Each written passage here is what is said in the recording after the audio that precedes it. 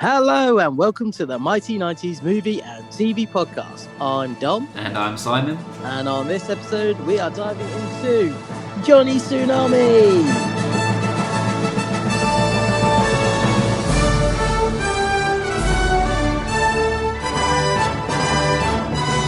Welcome to the Mighty 90s Movie and TV Podcast, where it's always 10:30 at night, so it's time to grab the snacks from the sweet cupboard, move upstairs, and settle in, as tonight's movie for debate is Johnny Tsunami. We are really fortunate today in that we have a special guest on this episode of the podcast, as we have Brandon Baker, who was in Johnny Tsunami, joining us, and he played young Johnny. So super excited to be able to meet him and get to talk to him about his experiences on this film. So before re-watching this film, Simon, what do you remember about Johnny Tsunami? Well, Dom, I actually had never seen Johnny Tsunami before. I had heard of it and knew that it was part of this subcategory of Disney Channel original movies that are beloved by many people, especially people of our sort of age that grew up with these movies. But it's just one that passed me by. So I'd seen the cover art for it, I'd heard about it, but I had just never seen it until this viewing. So it was awesome to watch it now and to be able to talk to Brandon, who we'll speak to in a minute. But yeah, I had never seen it, and it's one that's been requested quite a lot on Instagram and on our social media, so great to have the opportunity to cover it. What about you, Dom? What do you remember about Johnny Tsunami? Well, this is actually another rarity in that neither of us had seen the film before. So I have also not seen the film before. But from the feedback we were getting through the socials and through email telling us that we need to cover this film, it's obviously like a massive hit with people. So, you know, we had to do it. And this is a first. That the first time that neither of us have actually had seen the film before rewatching it. So there we go. One to tick off the list. Yeah, absolutely. Excellent. Well, let's see what Brandon Baker had to say about it. Well, it's an absolute pleasure to have you on our podcast. Thank you so much for coming on. Yeah, of course. I'm glad you guys reached out. I mean, kind of going back to what we just talked about, like, it's not as if I have so much going on right now that I can't afford to like sit down and talk. Really cool that like I've done a few podcasts recently, but really cool that I'm doing a podcast, you know, what is it? You guys 9 hours away from me, 8 hours away. So kind of another example of like how global this thing is. So, you know, we're both in quarantine on the completely other sides of the world, which is in its own fucked up way pretty cool. Exactly that. Well, just to give a little bit of context, so Dom and I grew up together in the 90s. We went to school together, etc. So our whole podcast is just about reflecting on movies from the 90s that we grew up loving and that we sort of shared together, and then reminiscing over them now from a 2020 perspective, in it being hindsight and it being the year 2020, and just sort of sharing the love for that, and then sort of sharing it with like our followers and listeners, etc. So and then if we're able to sort of leverage that in being able to speak to an actual cast member, that's just awesome for us, and just great fun to find out about it. Yeah. But this is a particularly interesting movie because neither I or Dom had actually seen it until yesterday. Now that's correct. Shit. Now we'd both heard of it and known about it, but it just seemed to sort of skip us over. And we've been getting so many requests from our listeners that this is the film that we have to cover. Wow, that is awesome. Yeah, and so I watched it last night, and Dom watched it this afternoon, and I loved it. Dom, what was your first impression? Yeah, the same. So it was quite nice to watch a film that had like a main character that was pretty nice all the way through. So even though he has that almost sort of turmoil with his parents occasionally, well, mainly the dad, he's actually just like the really nice kid all the way through, which you don't often get in films, especially nowadays. Good old 90s. Absolutely. Yeah, I saw that. I saw a little bit of your guys' podcast, just checking you guys out, and it's like, oh, they just did Fight Club and da da da. And it's like, yeah, Johnny is not Tyler Durden, so yeah. He might have become Tyler in a later life. Right. That's actually on the third one. You find out this entire time he's a sociopath. Yeah. Johnny Tsunami Fight Club. Right. Exactly. Well, to talk a bit about you, Brandon. So can you tell us a bit like how you got into acting? Because you were obviously you were Mowgli as well, which is awesome. Like how did you start in commercials? Were you in like school plays? How did it all come to be? Yeah, it kind of randomly happened. So I actually grew up in Southern California, and my actual entry to it is my family. We used to do Polynesian dancing. So my dad used to be a drummer. My mom and my sister used to dance, and I danced as well. And through that, we met a little girl, and their parents were involved too. But she happened to be an actress and just got a pretty small part in the movie. My parents at that point asked me and my brother and sister and I, like, hey, would you like to try this out? Like maybe, make a book commercial to help pay for college. And I was pretty agreeable. I was like an easygoing kid. I think it was just my personality had the perfect mixture for what it takes to be a kid actor. And in the sense that I was competitive. So I had the drive to like do well in like an audition. But I was really like laid back and I don't know, calm and responsible for like 11-year-old. And then so I would take these like acting lessons and happen to be good at it. But then honestly, like just happen to get lucky. So yeah, I was like an easygoing kid and I could work with adults and I happened to be good at acting, but there was a role for an 11, 12-year-old Mowgli at the time. And I happened to be, an 11-year-old brown kid, which had I been, a couple years younger, a couple years older, like that just would never have happened. And like, oh, Brandon's a good actor, but there wasn't that kind of big break moment. And Jungle Book just happened to be just that popping off point. And once Jungle Book kind of hit, then it was kind of off to the races. I like started acting like through junior high, through high school. And yeah, there's probably like a 5 or 6 year run there where I was working and going to school full time. And so once you had that first connection with Disney, is that what sort of helped to be on their radar for, future roles? Yeah, definitely. I think obviously if you're a kid actor who's able to star in a movie, then that really helps out, the rest of the roles you go out for in terms of everyone feeling comfortable with like, okay, well, this kid's done it before, we could give it to him again. Obviously you still have to audition. Obviously you still have to be right for the role. And at the time there was like Jungle Book was through Walt Disney, kind of like the parent true film Disney company. And Disney Channel at the time was, kind of like the ugly stepkid of Disney. So the two weren't like properly related. And even like the Disney Channel movies weren't really a thing quite yet.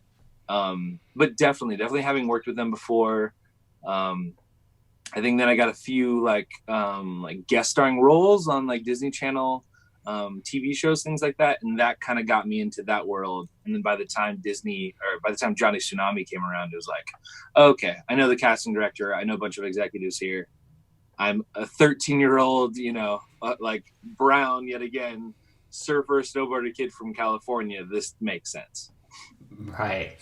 And I mean, those Disney Channel movies are sort of prolific now, and they're back in circulation with Disney Plus coming out. Yeah. That people are sort of like Dom and I are discovering it for the first time. In fact, Dom got Disney Plus just to watch the movie. Nice. You're welcome. I'm sorry. I don't really, one of those. Definitely the you're welcome bit. It's worth a watch. Definitely worth a watch. Awesome, right on. Well, without getting into like the specifics or anything like that, we've had a few cast members who've been lucky to have a few people that have been in movies that were in the 90s now, and a lot of them have said that now that this is coming back around into circulation, they actually start getting like residual checks and more money when these streaming services are coming into fruition. Without sort of telling us anything specifically, is that something that you're now benefiting from? Like if Dom's signing up for Disney Plus, will, you know, a dollar here or there go to you from that? I am so rich. I am like filthy rich now. Let me tell you. I got a message when Dom signed up this morning. Yeah, to be honest, I don't know. Like all my friends have been asking me, even my parents are like, hey, how does this work with the Disney Plus thing? I don't know. Personally, like, yeah, I'm not as like concerned about those things. Every time I do get a residual check, it's always like, oh, this is awesome. This random residual of this thing that I did 20 years ago. But I don't know how they do that. I mean, like that is kind of up to Screen Actors Guild. Luckily because, you know, when I signed that contract, whatever, 20 years ago, obviously the internet didn't even really exist in the way that it does now, but neither did, Netflix or Disney Plus. So, that must be aggregated somehow. And yeah, I'm looking forward to Dom's specific check whenever it does come in. But yeah, reaping the rewards. Right. Yeah, I've probably seen it more just in relation to how many people have reached out. So like via, you know, social media or things like that, where it's really either there's a new generation of people who are watching it. Like, I mean, yeah, it's crazy how much like how the legs that this movie has had, because obviously, okay, Fight Club, right? Going back to that previous example, like that's an amazing movie. That's a movie that I grew up with as well. You know, and this Johnny Tsunami was, you know, no offense, but was a Disney Channel original movie, which, you know, it isn't starring, you know, Brad Pitt and Edward Norton, but for whatever reason, this movie really struck a chord, and there was, you know, dozens of those movies, probably hundreds of those Disney Channel original movies at this point. But for whatever reason, and we'll probably get into all those reasons why, but this one struck a chord to the point where people are hitting me up now. Yeah, I'm in quarantine. I'm rewatching it again. I'm in my mid-30s, and this is my favorite movie ever. Oh, I'm in quarantine. This is my favorite movie ever. I'm in my mid-30s, so my kids are now watching it. Now they love it. So that's been like the coolest and honestly craziest part. Like, you'd have told me that like 20 years later, I would be talking to a couple of dudes from London about Johnny Tsunami. I'd be like, no, you're not. Like, that's just not going to happen. But here we are. I think it has a lot of relatability because when kids are watching it, they want to be you, essentially. They are relating to your character and want to be able to snowboard and ski, and not ski. They want to be able to snowboard and surf. And you know, your character is awesome, very cool. Even now, you know, in 2020, it still resonates as being cool. And then, like you said, people get older, and then I was listening to this. It's called like After School Club. It's like these YouTube videos that talk about great philosophers talking about life, and then it does little doodles with it to sort of help like my simple mind process it anyway. And it was saying about how when you're a kid, you have all of these things you love and all of this potential, and then as you go through life, you have to sacrifice a lot of yourself to go through training and whatever to become whatever job and whatever you're going to be on the other side. And then when you get through that, and then all your potential comes back because now you're making a success and you're doing this, that, and the other. But then you have to rediscover your own inner child. And then I think so. When people are in their 30s, they start getting to this point of, well, now I want to go back to the things that I loved when I was a kid and sort of rediscover that and rediscover myself. So I think even people that don't have kids, like Dom and I, we don't have kids, but we are our own big kids. Same. And so now you can sort of still love these things, but you almost love it even more because you can see it on different levels. Like now you might relate more to some of like the adult characters in it. So I mean, I didn't. I'm you in the film in my own head, but that's just me. But the yeah, so I think it's got those legs to be able to keep going, and I'm sure that in another 20 years still you'll still be talking about this film. The problem is that the question is that a good thing or a bad thing? Like, are you sick of talking about it at this point?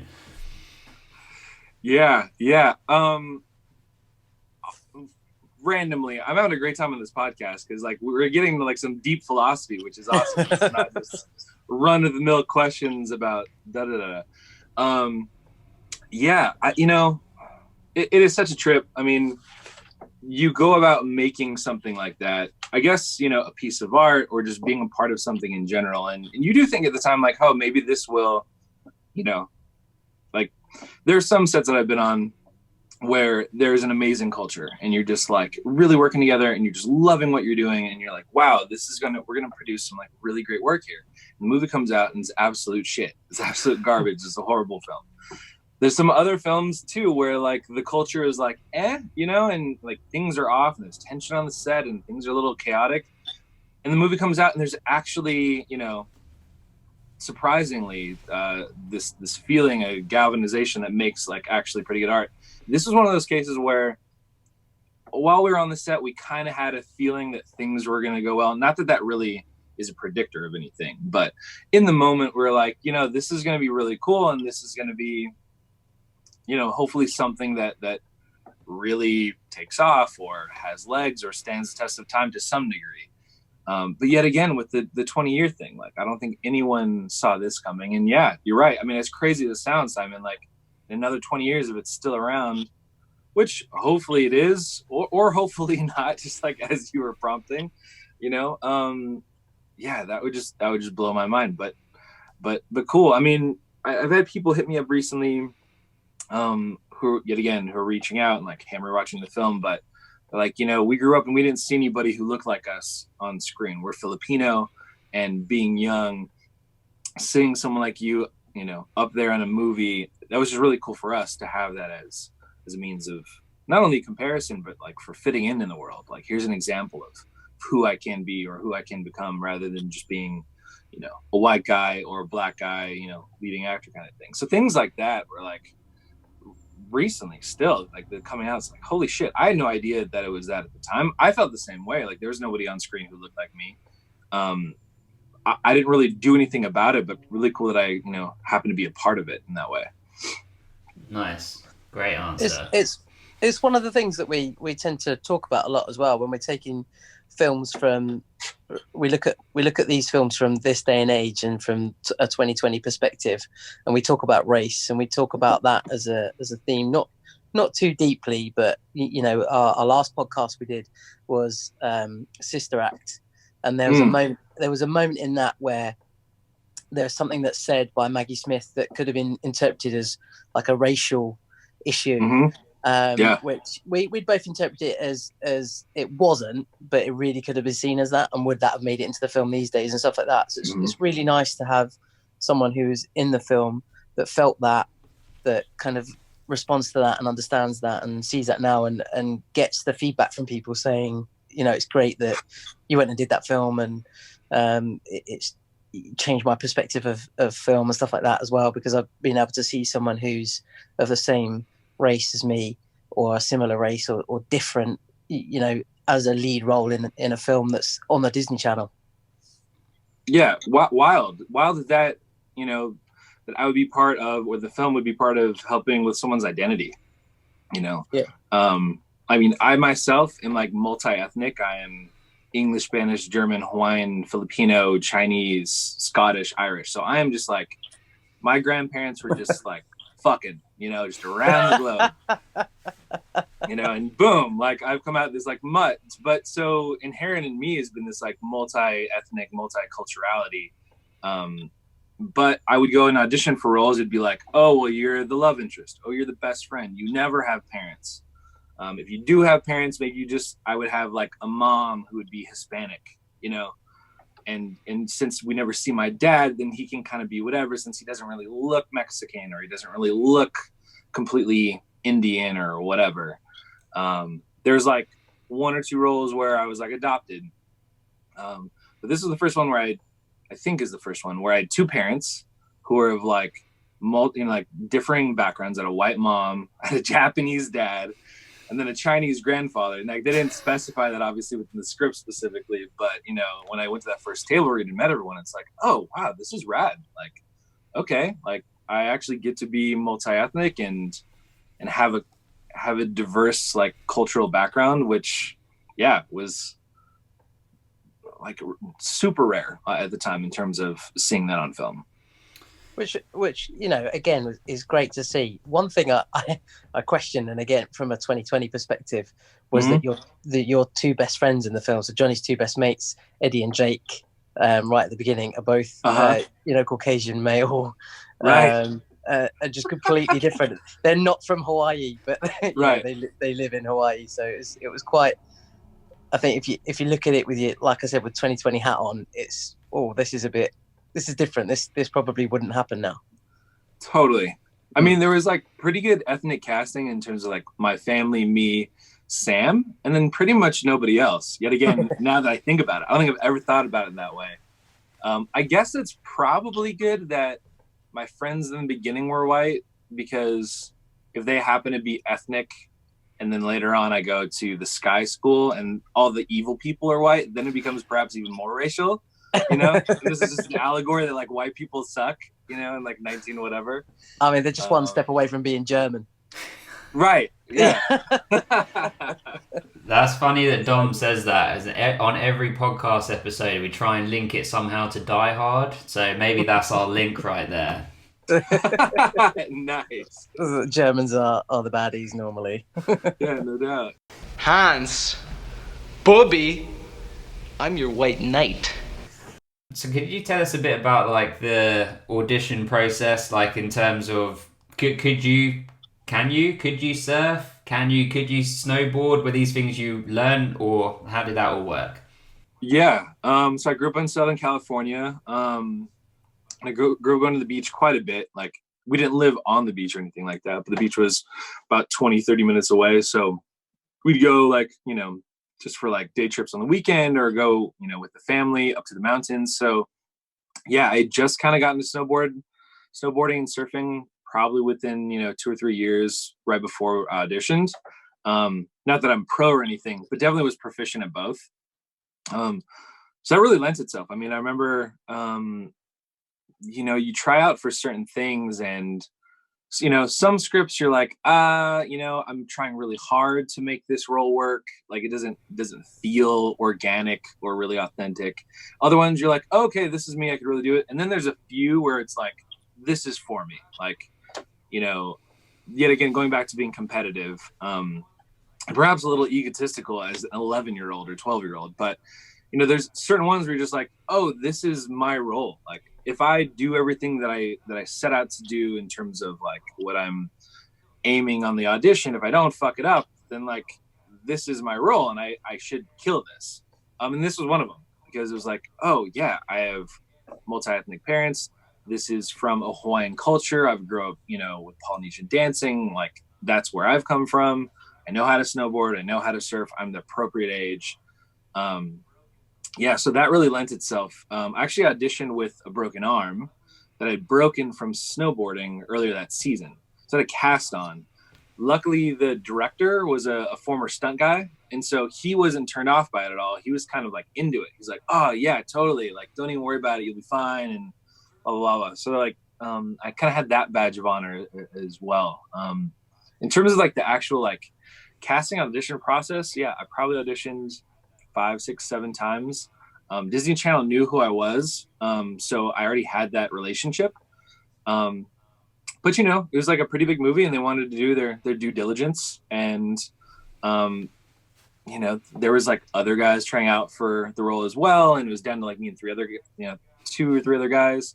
I knew one of them, but I looked around the room and was just like, you're a Mexican guy, you're 21, and just like, I would be shocked if I don't get this, but stranger things have happened, and luckily it did work out. So that's awesome. And do you still partake in snowboarding or surfing or any of that stuff now? Yeah. Currently I've gotten older and gotten my ass kicked by time. So my shoulders, like, actually just was just in the ocean the other day. So I'm not surfing anymore because I just messed up my shoulder. So not currently, but I do live up in the mountains. I live up in Colorado, so still snowboarding, and hopefully after surgery here in a little bit, surfing again soon. Awesome. So cool. Yeah. Very cool. Dom, Yeah, I don't want to. I tend to get excited on these podcasts and just try and hog it. So I'm very conscious that I need to let Dom ask questions as well. I'm an egotistical 11-year-old at heart as well. So I picked up on that. Yes, that makes sense.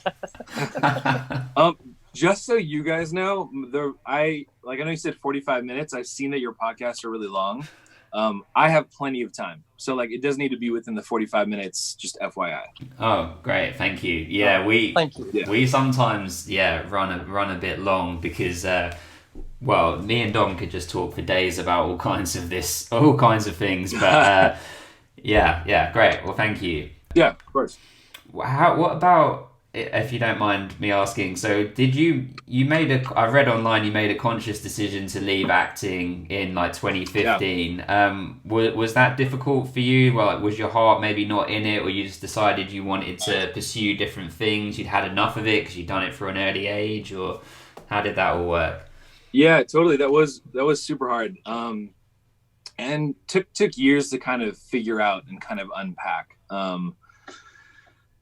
It wasn't so simple as like this conscious decision, like I'm gonna like finally leave or anything like that. There's a confluence of a number of things that led to that over time. But yeah, for a long time I was really trying to really figure out and understand for myself, was acting something that I love doing, or was it something that I just knew how to do? And I think now that I have perspective and have gotten older, I think going through something like that, being an actor as a kid, especially starting my career pretty much around like 11 or 12, I was working 40 hours a week, going to school full time, working with like adults, commuting every day, a couple hours, that whole thing, before I hit puberty, for like, I was excited about boobs, I'm like now working 40 hours a week. And so that became such a major part of my identity before I was really able to like fashion one for myself. Now, you don't know that at the time because I've only, I'm conscious of living this life as I'm going through it. And I'm like, okay, well, this is cool. Like, I understand I'm doing something weird, but whatever, it's kind of cool. And working 40 hours a week, like not a big deal. And, I was yet again, pretty easygoing about it. But once I got older, it was really hard to extricate myself from that idea of self, just because not only is it what I knew, but I had so many cool experiences from it. I made great money from it. I got to travel. The people in my life helped kind of sustain that idea as well by, grandmas and aunts and teachers. Everyone's like, oh, this is so cool. What a great thing that you're doing. Girls liked it. So it was like kind of everyone around me, my agent, manager included, was really supporting me in this endeavor. I mean, even when I went to college, I was like, I think I want to go into like sociology. Like, I think I'm interested in people more than I'm interested in film necessarily. And I was kind of asking for advice from different people in my life. And everyone was like, yeah, you should do film because that's what you're good at. That's your industry. If I could go back, I would have gone into sociology because that's actually what interested me. And, great that I got to go to film school and I got to like round out that knowledge. But yet again, when I was younger, even in college, I was unable to kind of separate myself and figure out what I truly wanted. Now that I'm older, I had a really good long career, so I don't feel like I miss anything. Like, I feel very proud of my career and stoked that I had it, stoked that I learned as much as I did, gained as much as I did from it, and obviously still interacting with it now currently on this podcast. So it's still very much a part of me. But yeah, the further I get away from it, the more, the happier I am, straight up, and the more I respect the people that do it. Like, being in that industry is such a crazy industry. It's such a weird thing to do, like, for a litany of reasons, but just the job of being an actor is crazy. You're like literally a crazy person. Like, nobody goes through their life and their job, either playing different people or playing, typically, like, in the juiciest of roles, you're playing people who are in emotional turmoil for whatever reason. And that was part of it for me. Like, I was explaining this to someone the other day. It's not as if I was, Philip Seymour Hoffman or Marlon Brando, as if I'm God's gift to acting. Like, I was a good actor, but, you know, I'm not Daniel Day-Lewis. You know, there isn't like this drive within me or this like natural talent when it comes to that. And so it's not as if I didn't try to act and wanted to be an actor for a long time, because I definitely gave it a good shot. And over time, it was like, it started to feel like work, and I wasn't like really passionate into it.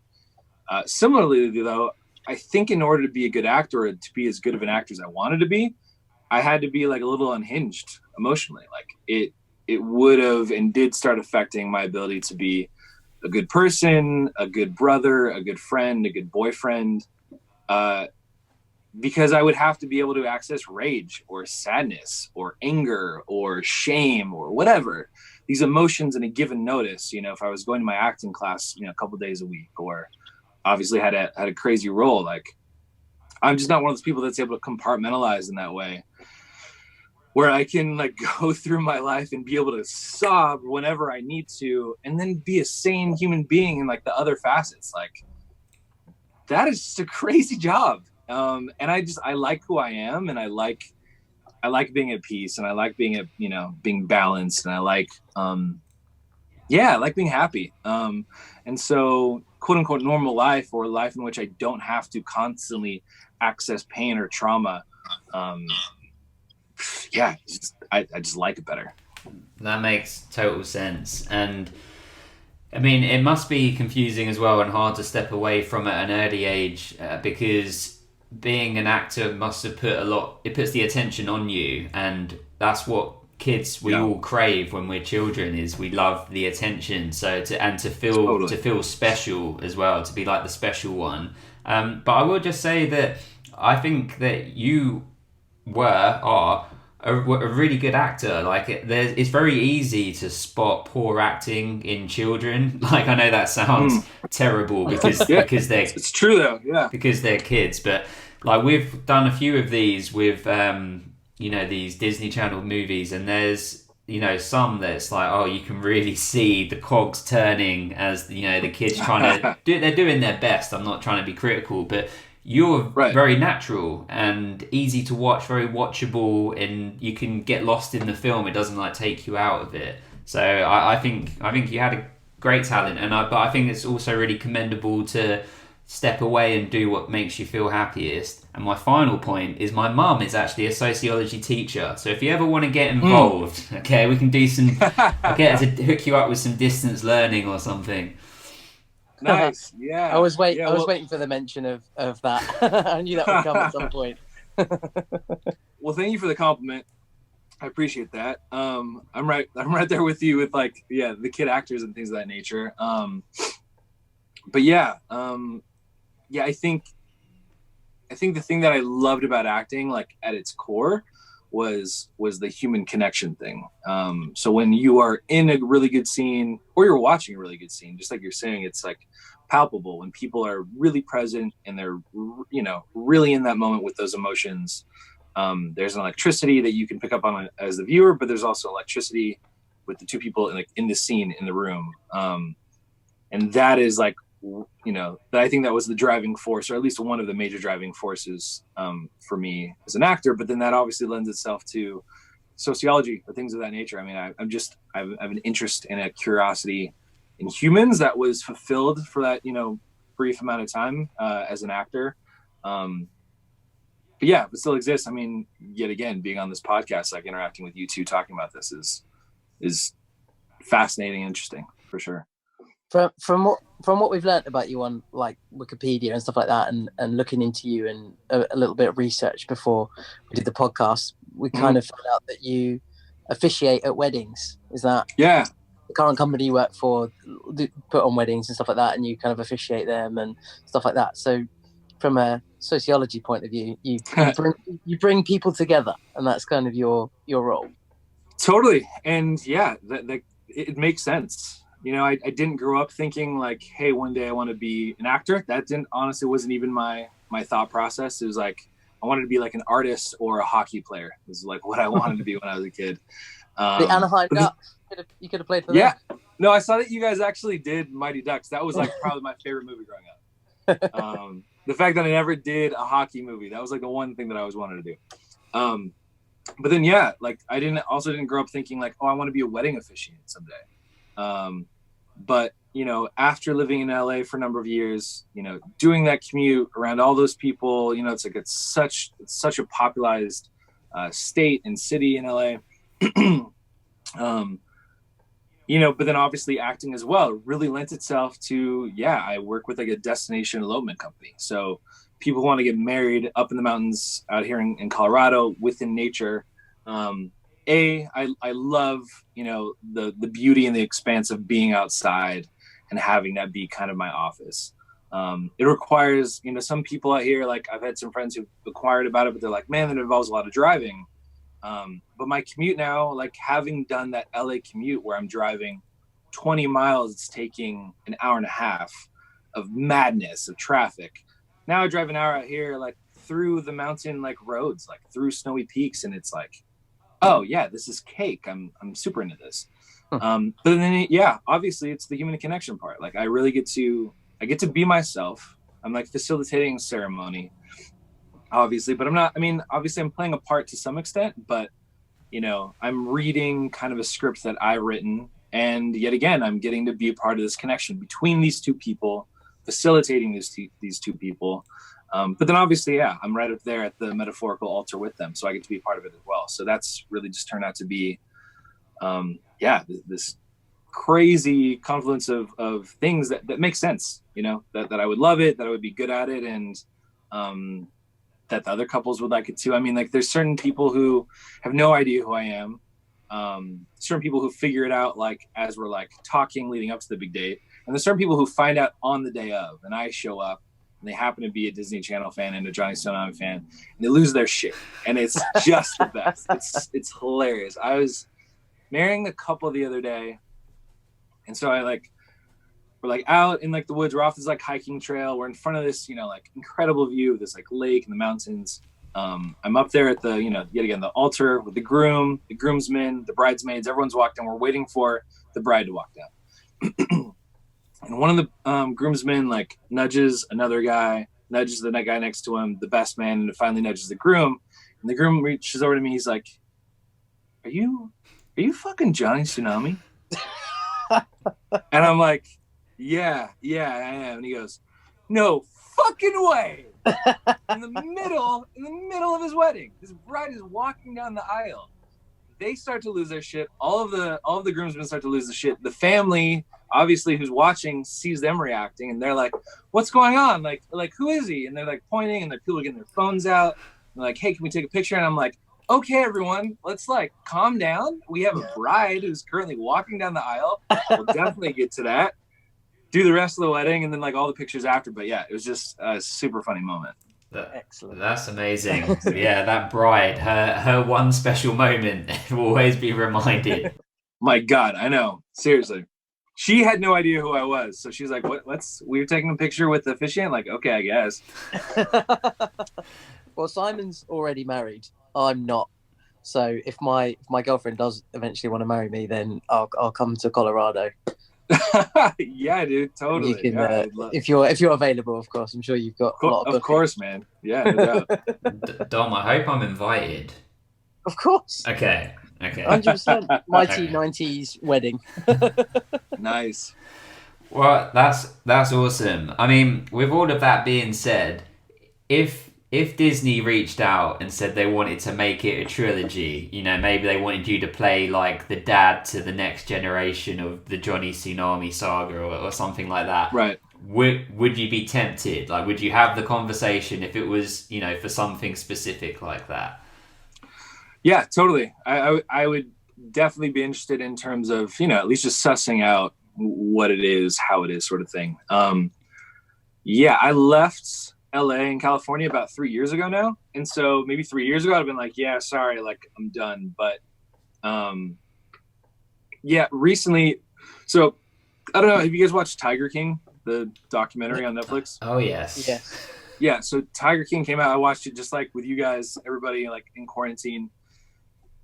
watch the entire series with my girlfriend. You know, you're on the phone with your loved ones during this quarantine. You're like, they're like, what should I watch? You know, your grandma. I'm like, Grandma, you should watch Tiger King. It's fucking crazy. Watch the whole thing. Then they start doing these interviews afterwards with like the cast members, and Saf, the one guy who has the one arm, got bit off by the zookeeper. Yeah. They're like, who should play you in the movie? And he's like, oh, the kid from Johnny Tsunami, Brandon Baker, should play me in the movie. I saw that. It was on the Netflix bit. They did the reunion. Right. Yeah. Exactly. And so everyone has been hitting me up like, would you do it? Would you consider it? Da da da da. And for that one, like, yeah, totally. Because that's just so off the wall, like left field. That would just seem like one of those life things. Like, you have to fucking do that. Like, you're gonna be in a Tiger King movie with Nicolas Cage. Now they haven't reached out to me, and I don't think they will. But it's made me think about that.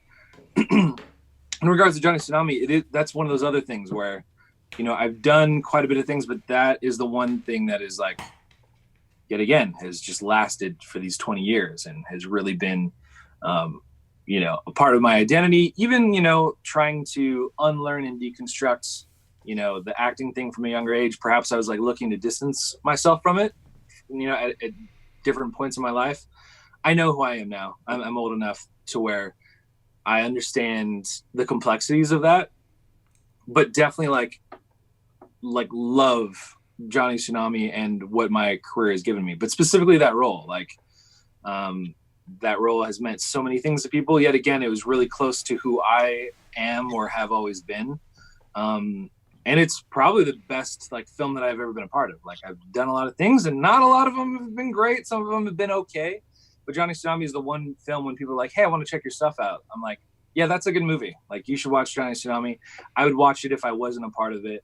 And then, yeah, by extension, if they're to ask me to come back and be a part of it, yeah, I would definitely be open to doing that. You know, you want to work with like people that you enjoy, and you want to work with, you know, roles that are like meaningful. And I think those two things would be accomplished in that.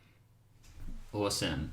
And would I lost my question because I was so engrossed in what you were saying. I think it was good, right? Like, I don't even remember what I said, but I was like, wow, I was just bullshitting and it sounded great. I was into it.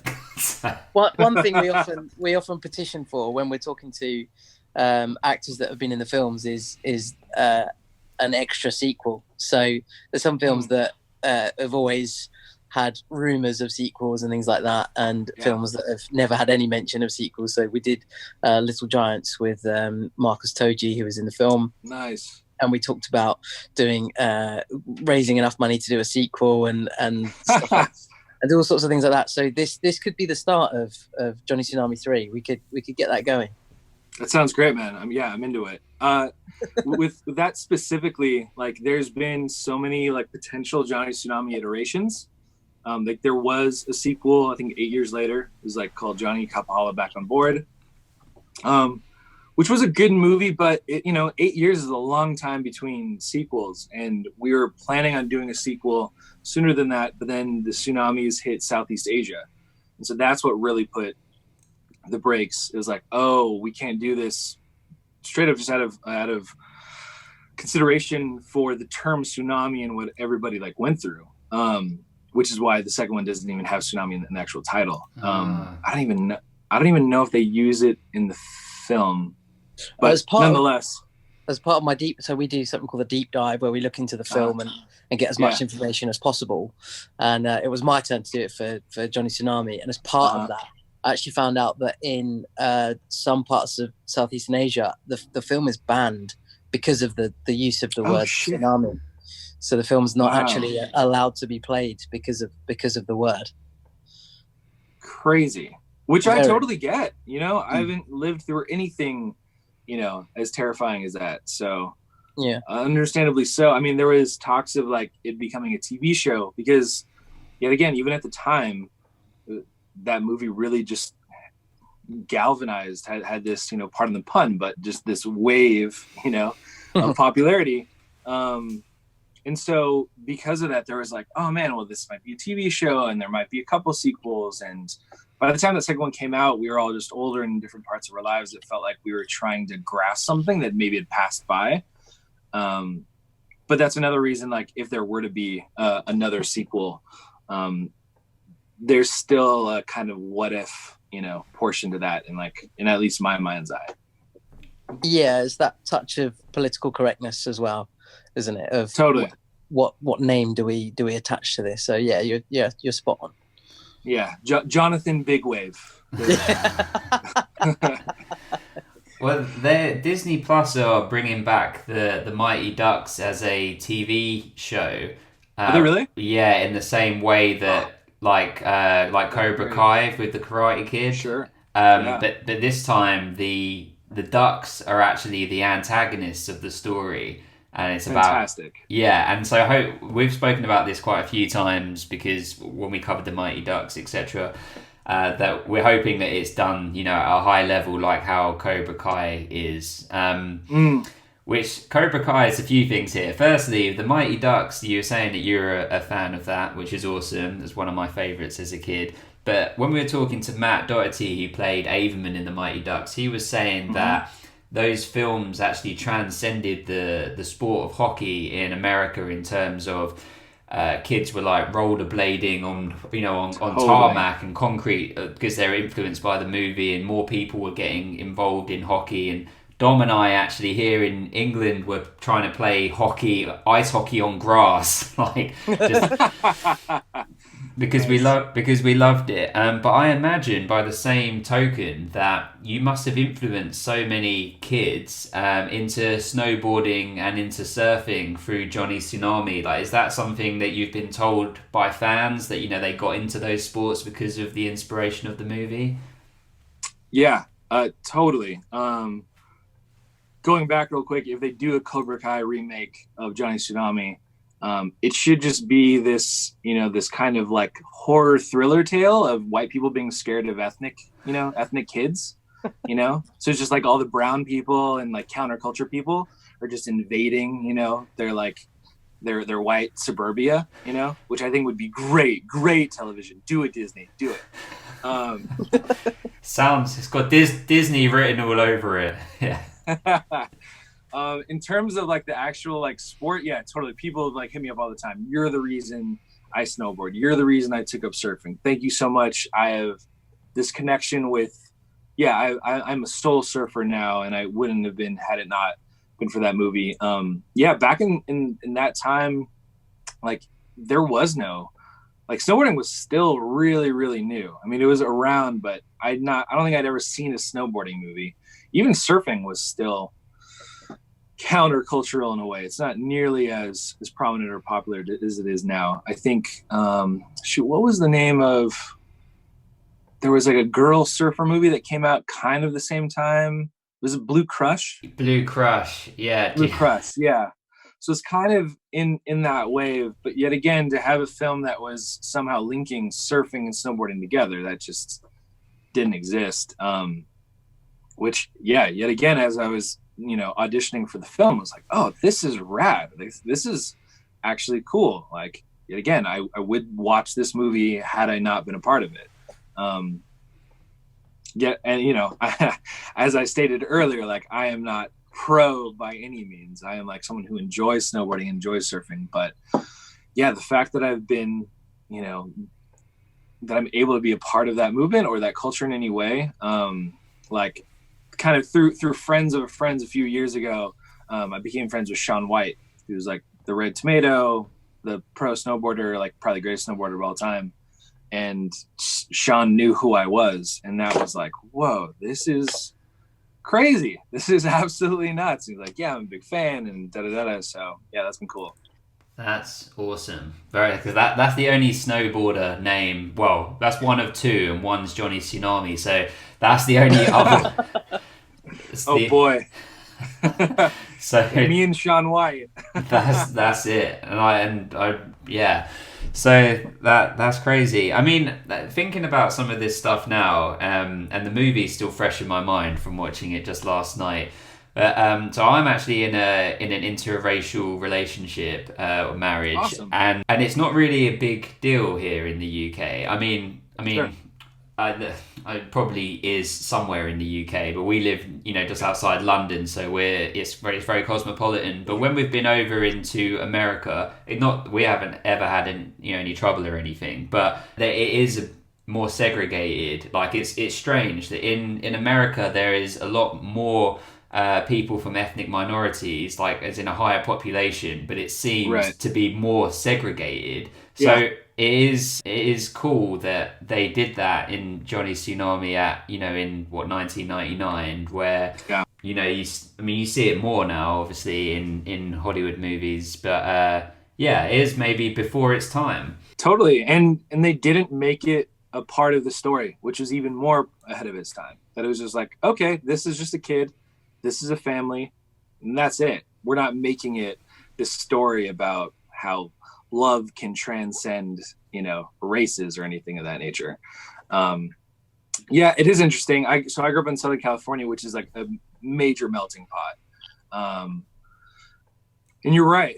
In some places, it's really normalized. And obviously for me growing up, it was super normalized just because that's who I was, who I am. And so what I came from. But then, in other places, it is, I think because there's such a melting pot of identities and culture here that sometimes people are really trying hard to hold on to that identity for whatever reason, I think, I mean, tribalism is such a weird thing. We're getting to like a deeper philosophical conversation, but odd that you're dropped off onto this planet with like, zero instructions and raised by other people who are dropped on this planet who know nothing with zero instructions. And yet you're so adherent to, I guess, the food and the language and the culture that you've grown up in, but you just happen to be dropped into a Hispanic family or a Muslim family or a Black family or a white family. And that's it. It's just the luck of the draw. And then everything after that is everything you want to be or choose to be or can be. So for someone like me who's multi-ethnic, it's fascinating to see people that want to hold on to that in such a real way, that it's so important to their identity to adhere to that. I understand that, I guess, if I was 100%, religious or ethnically built, fashioned, that would perhaps be, more important. But I think, in this like ever globalized society where we have to interact with one another, I just think more is better. I think being exposed to different thought patterns, different ideologies, food and language, just gives you more options with which to grow and learn and define this world. And everyone, like every culture and every person just has an opportunity to bring something specific and special to the table, and whatever we're talking about, whether that's a relationship or a work environment or problem solving in general. So I'm a major proponent of it. I'm definitely not conservative in that way. I'm definitely like liberal and like, hey, we live on this globe together. We need to like figure out how to like work together rather than, blaming China for the outbreak of coronavirus. God damn it. We stop pointing fingers at the neighbor right across the street because they're going to be here. You asshat. It sounds like you're not a Trump supporter. I'm not. I'm in fact not a Trump supporter. Just a stab in the dark there. Like I backpacked through Europe in like my early 20s, and that was around the time that Bush was president. And so that was a lot of people did not like Bush for a litany of reasons. I was young enough to where I didn't care about politics enough, but I just knew that like if I'm traveling and I would say like, oh, where are you from? Oh, I'm from America. That would have a completely different context because everyone would want to talk about Bush and talk shit on Bush. And so I adopted pretty quickly, oh, hey, where are you from? I'm from California. And everyone's like, oh, Hollywood and Disneyland, for the same reason. But I can only imagine like traveling internationally with like, an American flag on your backpack right now is just like, damn it. I'm so ashamed that guy's my president. Well, it's yeah, America is I'm a massive fan of America, not Trump, but of American culture, etc. And but it is funny how each state is like its own country almost, in terms of they're all so different. I was really fortunate when I was younger. I used to come and work in America in summer camps when I was in my sort of late teenage years, and it was up in Seattle. And then we'd sort of travel a little bit afterwards, and sort of the like Pacific Northwest is so different to, then you get to California, it's so different, but it's the whole vibe of the West Coast is so different to the vibe of the East Coast or to Central. Totally. Yeah, it's and then it's crazy to have one person be the, you know, spokesperson or controller for all of it, you know. Yeah, I don't know if it's a good system. It's fascinating to get that many people and that many cultures kind of on the same page.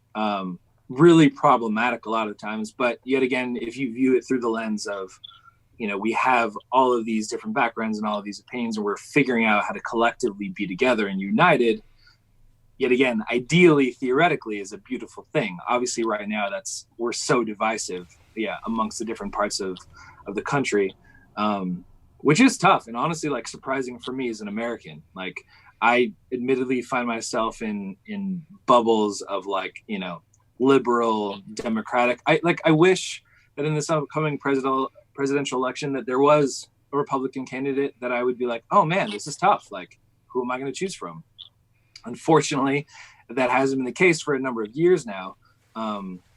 But yeah, you know, like, yet again, traveling through Europe, and I think the United States is bigger than all of Europe, and seeing how diverse, you know, countries are over there, you know, situated relatively close together, is similar to the States, but having, a Donald Trump running all of Europe would just be insanity. That would be chaos. I mean, that's not to say that we have any better system here, because it's all completely flawed here as well. It's just, I guess there is. I mean, our prime minister isn't really much to go by. To be fair, he's almost on the same level as Trump. Similar hairdos and whatnot. Yeah. They look like lost long brothers, don't they? Like totally. Seriously. So like, Johnny Tsunami 3. Johnny Tsunami 3 is going to be about Johnny wants to vote for Hillary, and the antagonists are not fans of that idea. I think that's the direction we need to go for. Yeah, he lives in the deep south of America. Right. Yeah. That's the right, third one is just a hard turn into a political thriller. Yeah. Surfing his way to justice. Yeah. This is really interesting, but I'm scared that we're going to get chastised for not focusing on Johnny Tsunami. Not that, you know, we care, because we're just enjoying the conversation. But totally same. Do you have any particular like favorite memories from filming? Like, as in, was there any particular like stunts or set pieces that, you know, was really cool to do? Yeah. It's a cool bracelet, by the way. Oh, thanks, man. Yeah. Not really a jewelry guy, but there's one piece of jewelry that I rock. I sat in a medicine ceremony with a tribe from South America, and they make these actually in the middle of the ceremony, and it's just always resonate with me. The Kofan tribe from Colombia. But in terms of like memories and like stunts and set pieces, nothing specifically, except for the first thing that comes to mind was in between the takes. So we would be like snowboarding down the mountain. You'd have like the camera rigged up, and we'd be like in the background doing stuff, which was a ton of fun. But they wouldn't want us to wait to get on the chairlift to go back up again. And so they just have snowmobiles with ropes attached to them. And you would basically, kind of like wakeboarding, you would snowboard, but like up the mountain. So they'd be hauling you up the mountain as you're hanging on. And so you'd be just riding the mountain in the opposite direction, which that was just the most fun thing ever. Like, it never even occurred to me. So like once like the camera stopped rolling, then it was like me and Lee he'd have a snowmobile, I'd have a snowmobile, and then we would just basically be next to each other carving up the mountain, which was just the most fun. That's awesome. And yeah, am I right in thinking that you had the 2 filming locations, so you actually filmed in Hawaii and then filmed all of those sequences in one go and then went over and did the rest? Is that right? Exactly. Yep. That's cool. But I have that you filmed in Utah, not actually in Vermont. Yes. Yeah. Correct. In Utah. Vermont has like tall hills. Yeah. Utah actually has mountains. Yeah. There's something that we often ask as well. So I'm somewhat kind of a prop collector. I have a couple props and things that I've collected. Super cool. It's very nerdy, but I why not? But was there any like props or anything that you kept for yourself from the set of Johnny Tsunami? Yeah, I have the original snowboard that I used on it. I think I have a surfboard as well.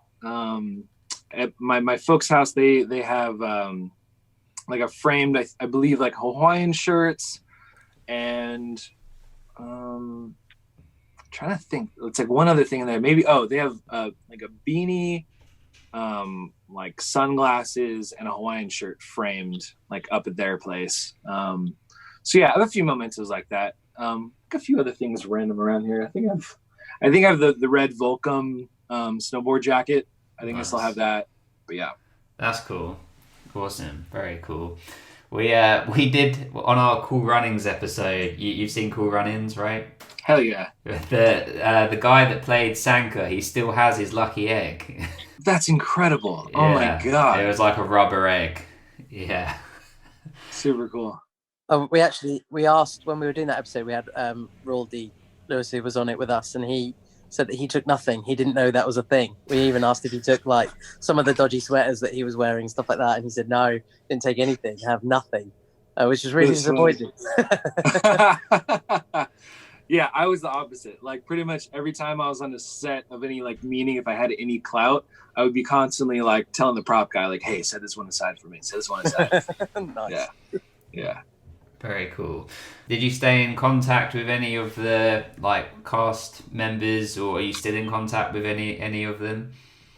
Yeah, not a ton. Going back to Seattle, which is one of my favorite places in all of the U.S. What a gorgeous place! Amazing food, multicultural, and it's basically nestled in a rainforest. So I love that place. But Yuji Okamoto, who played my dad, he actually lives up there. Me and him are still in contact. He owns like 2 Hawaiian restaurants up there. He's got like 3 daughters. We always joke that I am like their older stepbrother kind of thing. But yeah, he's always been like, he's such a good like asshole dad in the movie. Like, people really don't like him, and people are always like, wow, you keep in contact with that guy? That guy's such a dick. But he's honestly like one of my best friends, if not my best friend on the set. So that me and him have always been super cool. We would play like fantasy football over the years, like just from a distance and things like that. So that relationship has always been and still is like, matters a lot to me. He feels like family. Kerry Tagawa, who played my grandfather, me and him have kept in touch throughout the years. He lives in Hawaii. When I was still living in California, we like to get together when he was like back in town for auditions, things like that. We don't talk nearly as much as Yuji and I do, but me and him are awesome. I mean, me and him are inextricably linked as well. He's like the actual Johnny Tsunami. I'm sure he gets the "hee bono" like all of the time. Me and Lee Thompson Young, R.I.P. before he passed away. Me and him were not great friends, but he was actually going to school at USC at the same time I was going to UC Santa Barbara. And those 2 schools were like, pretty much like party schools. And so we kind of had like a lot of people from USC would come to Santa Barbara and vice versa to party. And so I would go there and I'd go hang out with him and go to his parties and vice versa. And then we would like randomly see each other in LA, and it was always like good to see each other. It wasn't like we, were like best friends or anything like that, but we'd see each other enough to like, catch up and things of that nature.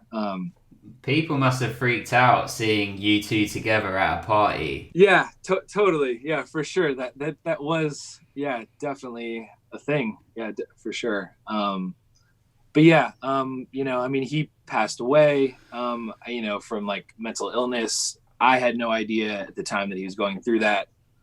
It's just kind of hard to know in general. I've lost a few people in my life to things of that sort. But yeah, then other than that, yeah, Kirsten Storms and I kept in contact for a little bit, but she kind of went a different path. She was just like very much a career actress, and I don't know, and I wasn't that guy. I wasn't that kid, so we kind of lost touch in that way.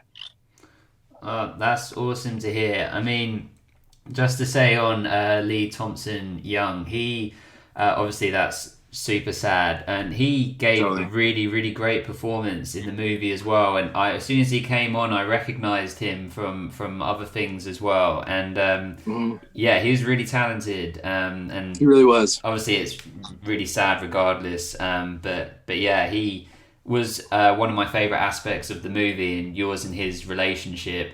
You had great chemistry, and it seemed very natural. So yeah, we had a great time together on set.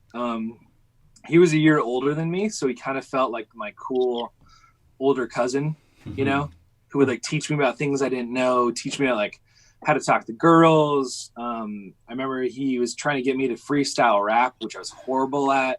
Oh, that's funny. Dom freestyle raps really well. Go on, Dom. Don't do this to me.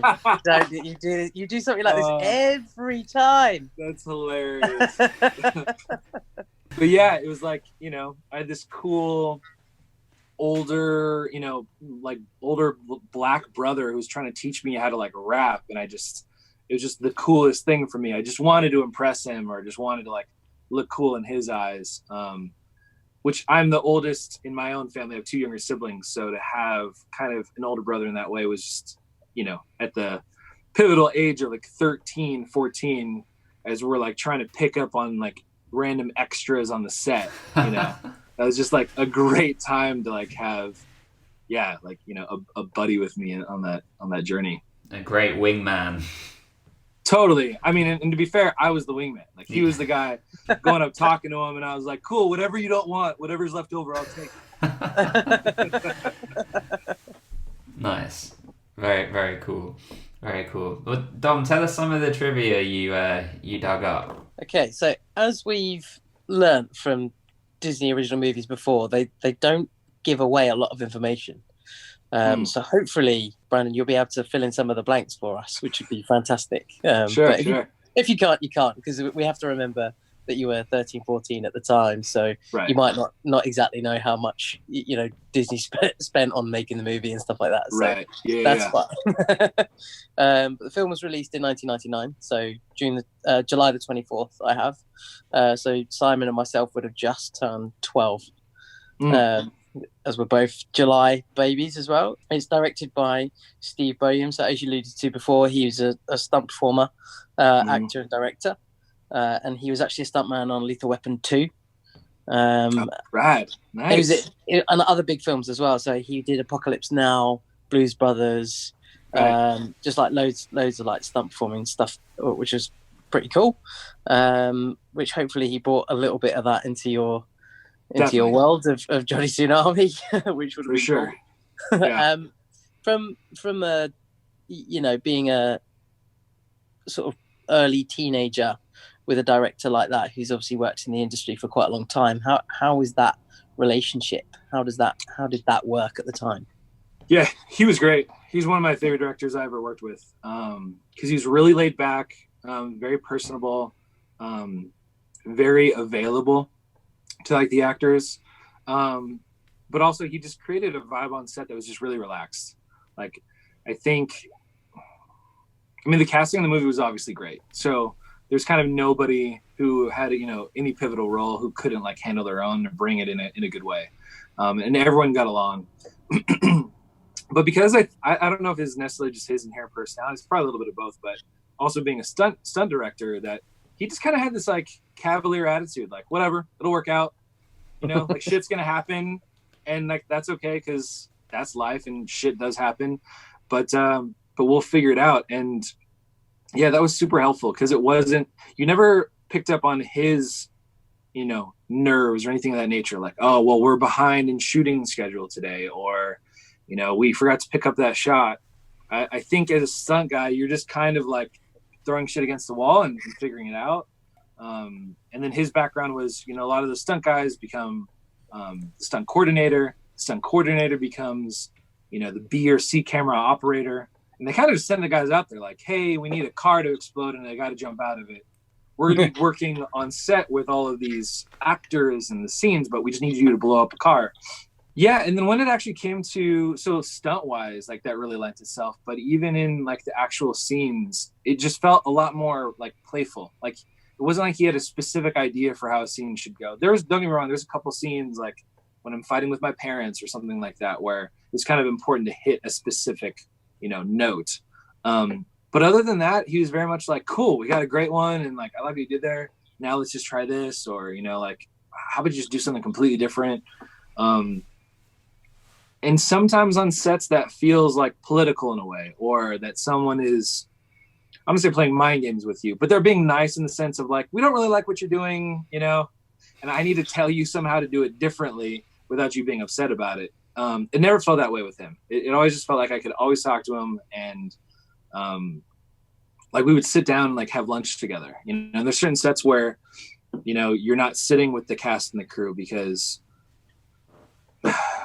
either because of your ego or because they're not your friends or because you're really busy and you're like, really nervous about being organized.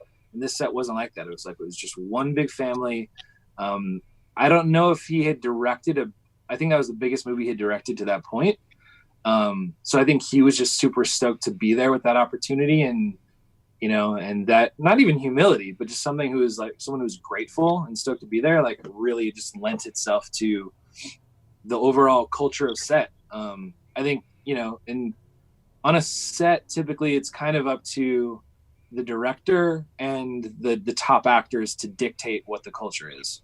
And Cary Tagawa was the same way. So it's like, yeah, I starred in the movie, and yeah, Steve Boylan's the director, but Cary Tagawa is the guy who has the most clout, who everyone knows, who's kind of doing the movie a favor by being in it. Like Cary Tagawa didn't need to be in this movie. He had been like, the evil villain in Mortal Kombat. So I think he was stoked to be like a likable grandfather.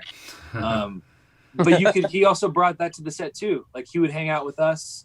I remember so Yuji Okamoto, my dad, he was in Karate Kid 2 as the villain. And so he was a big martial arts guy. Cary Tagawa was a big martial arts guy. When we were in Utah filming, Cary was actually training Karl Malone, the NBA basketball player, like showing him like fighting styles and stuff like that. And so me and Lee Thompson Young were like, oh, this is so rad. We're, yet again, 13-year-old boys, like, yeah, teach us how to fight. Like, tell us about like all your fight stories. And so he would like, actually teach us, like, if you get into a fight, him and Yuji would both like, if you get into a fight, you should do this first, you should do that. And so the fact that everyone was like interacting in that way, and especially Cary, really like brought a culture and a togetherness on the actual filming that, there was like really, it's kind of devoid of ego, which is awesome.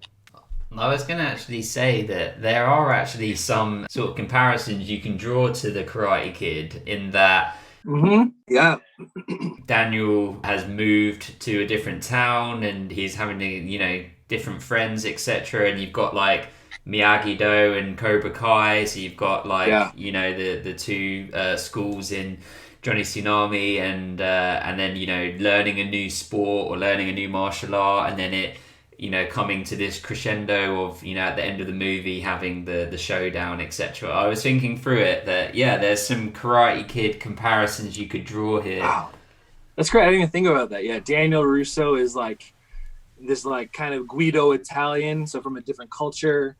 He like kind of steals the guy's girl. Yeah. Kirsten Storms would be Elizabeth Shue. Yeah, that's pretty good. I haven't thought about that either. Yeah, I watched the 1984, the original Karate Kid, for the first time ever in quarantine, and I loved it so much. Nice. I've watched it twice already, watched all of them, and watched all of Cobra Kai. It is outstanding. Wow. Have you seen Cobra Kai? I haven't seen Cobra Kai. I've heard a lot about it. So I'm actually, while I'm not an actor anymore or like, like acting currently. I still love film. So growing up, I never didn't specifically want to be an actor. Didn't thought that actual distinct thought, but I just always like loved movies. So I still listen to a lot of like film podcasts and TV podcasts. So I've heard a lot about Cobra Kai just in terms of the unique way that they're telling the story and things of that nature. Do you guys actually listen? Do you listen to the rewatchables? Like, No. has that? Got it. Okay, got it. It's like a film podcast. I was wondering if like that was an impetus for you guys to start this one up, but I'm kind of derailing the conversation. No, it's good. It's you'd recommend it? Because I love podcasts, obviously, like listening to them, not like our own podcast. I love our own podcast too, but I don't spend all my time listening to ourselves. But is that a good one? Because I'm sure our listeners would be interested in similar movie podcasts. Yeah, I mean the one that and there are a ton, just like you're saying, and I've been on a few recently. But the Rewatchables is the film podcast. One of the first that I've listened to, where they just rewatch old movies and like have categories, give out awards, things of that nature. Sometimes they'll get directors and actors not from the film, but from other films to talk about like, like I'm not in this film, but this is the film that really meant a lot to me. But yeah, that's a great podcast. And then there's one other, I think it's called, is it maybe like The Big Show? And that one is an actual like just film analysis. You're not really rewatching films, but you're just talking about like history of films. So for me, is still a film nerd. I love both of those. So that's cool. Shout out. Yeah. I find it hard now to listen to movie podcasts if it's on films that we've covered, because I almost don't want to listen to it because I don't want it to cloud my own vision of the movie if me and Dom are going to cover it and talk about it. But I see it. The difference I'd say of our podcast compared to others is that Dom and I are by no means sort of experts. We're just fans, but what we have in common, I guess, is we just love talking about it. We come at it from a complete fan perspective rather than sort of a technical aspect. Though it does nicely segue to my next point because Dom does have some technical knowledge, and he always tries to link. Again, you do this every time. well, and he's a rapper, Well, he raps to pay the bills, but his passion lies in film. But got it. but Dom on every episode, completely. But Dom on every episode of the podcast, I try and connect it to Die Hard, and Dom always tries to connect the movie to either Star Trek or to Shakespeare. Now, I actually could see the connection to Shakespeare here, Dom, because it's a little bit of, the Montagues and the Capulets in Romeo and Juliet. Yeah, totally. How about that, Dom? Excellent connection. Well done. I'm actually very impressed. Dom, now you need to finish it off and link it to Star Trek. Well, I can actually do that because Kerry Tagawa was in an episode of The Next Generation in 1989, I believe. So there's our link already. So beautiful. Which links him to LeVar Burton, which links him to Smart House. So there you go. What makes it even better is that Johnny Tsunami was the 9th Disney Channel original movie. Uh-huh. The 8th Disney Channel original movie was Smart House. Excellent. Brandon, have you seen Smart House? I'm sure I have. Smart House is the one with like Peggy Bundy is like the house, right? That's right, yeah. Yeah, okay, cool, yeah. That one's special to us because that was the first episode that we recorded because Dom hadn't seen it and I knew it'd be funny to cover it, so we just covered it. Just because we do half of these episodes is just me and Dom going through it, and then the other half we have sort of guests on. But that was our impetus, so we try to always try and link it back to Smart House some way. Nice.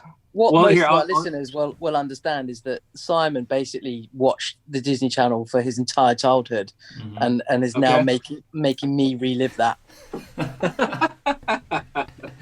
Nice. Yet again, I'm sorry, and you're welcome. Oh no, I'm grateful. I've got this opportunity to relive a bit of childhood, so it's great. Nice. Good. In my list of childhood. I will try to link up with you guys on this. So I have to link it to Die Hard. Or I think I can link it to Die Hard. So in Die Hard, what is the name of the actor who plays the black cop, who's also in like Family Matters? Reginald Val Johnson, yeah. Yes. And one of the last films that I did was with a really low budget film with a bunch of buddies called The Formula. Yet again, probably won't be in, I doubt that like anyone will be doing a film podcast on that film. Had a great time on the film, but did have 2 scenes with Reginald Johnson, which I grew up with Family Matters and grew up with Die Hard. And that was one of those like, yes, like I can cross this off of like the coolest things I've done in my life. So there's a little bit of Die Hard right there. Excellent. That's so cool. That's very cool. It's a good 6 degrees of Kevin Bacon situation there to get. Yeah, that's an easy connection. And Brandon, please don't dare us, because we will cover that movie on our podcast. Like, don't try us. Please don't do that to yourselves. Do not do that to the greater public at large. This is a public service announcement. Yeah. Awesome. What else you got there, Dom? So we like to play a little game with guessing the IMDb rating. So I'll go with Simon first, because Brandon, wow. You may. From that reaction, you probably don't know, but I have no idea. We'll go with Simon. So Simon, if you guess first, what do you think the IMDb rating is? It's a difficult one because it's hard. Remember, Simon, we have a cast member on the podcast. 9.5. I would rate it high. I mean, something that I'll say at the end of the podcast, Brandon, Dom, and I give our own judgments, our own subjective, like nostalgic judgment, and then our objective judgment. So you will hear our actual judgments. Rad. I look forward to it. But I would say IMDb, I reckon it sits at like between a 6 and a 7. I'm going to say like 6.4. Okay. And Brandon, do you want to have a go? This is tough because I don't really know. So IMDb is 1 to 10. Yeah. Yeah. It's voted on by fans. So it's not by critics or anything. Yeah.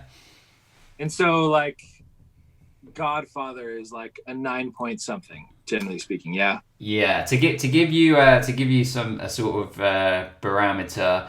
I think the highest on there, like Godfather, Lord of the Rings, Star Wars, they're all at like the 9.5s, whatever. And then you've got things like Smart House, I think it's probably like a 6. The Karate Kid's probably like an 8. What's something super garbage? All right.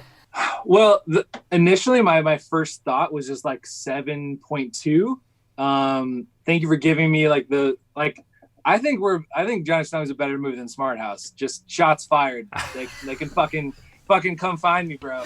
But yeah, I don't think we're Karate Kids. So 7.2. Yeah, I'll give it 7.2. Okay, so I absolutely agree that this is better than Smart House. I've had to endure Smart House for the last 11 episodes. I'm so glad we can move on to Johnny Tsunami, because look, it's ridiculous. Burn it, Simon. Ridiculous. Holding it over. I'm gonna get a copy of Johnny Tsunami and have that in the background every time we do. I'm a fan of Johnny Tsunami. Hey, I invited Brandon. I'm a Smart House boy. So the answer is 6.3. So Simon does actually win on this one, unfortunately. Simon, very nice. But that's not what I would give it. Okay, please don't tarnish me with the same IMDb brush. It's all good. There's some lunatics out there that put stuff on IMDb. They get it all wrong. Yeah, they're all wrong. Brings ratings down. It's stupid. I mean, we got our first 1-star rating on iTunes, which is just outrageous, to be honest. Brutal. Bummer. Do you know, it really did hurt. It was like a stab in the heart. Someone 1-starred us on iTunes. They didn't write a review. They didn't tell us why. Like, I want to write to this person and be like, what can we do to make this up to you? Like, what did we do? Yeah. And they were just like, nah, like, go fuck yourself. Yeah, pretty much. Yeah. Have some of that. Basically, yeah. Okay, the next little guessing game is we guess the Rotten Tomatoes percentage. So this is Nice. 0 to 100%. So we'll go with Brandon first on this one. So what do you think your Rotten Tomatoes percentage is? Now, one thing we have learned from doing this podcast is that IMDb Rotten Tomatoes is higher. Typically, it's so random. Honestly, you can have a really, really good film, but Rotten Tomatoes percentage is just absolutely at the bottom of the scale. And then you can have a film that's like trashy, that's super up there. So we don't really we understand IMDb a lot more than we understand Rotten Tomatoes, because they just seem to make it up. Got it. Okay. So just shout out a number and you'll probably be right. Yeah, I mean, my understanding of it is I feel like the IMDb's are a little bit more considered. Like that feels like a better barometer, and that's why I'm hoping, and I think that Rotten Tomatoes would be higher. Not that I really care, but yeah, let's go with screw it. I'm gonna be optimistic. Let's go 77. Okay. That's gonna be wrong. I already know that's gonna be wrong, but fair enough. Don't worry about right or wrong. That's fine.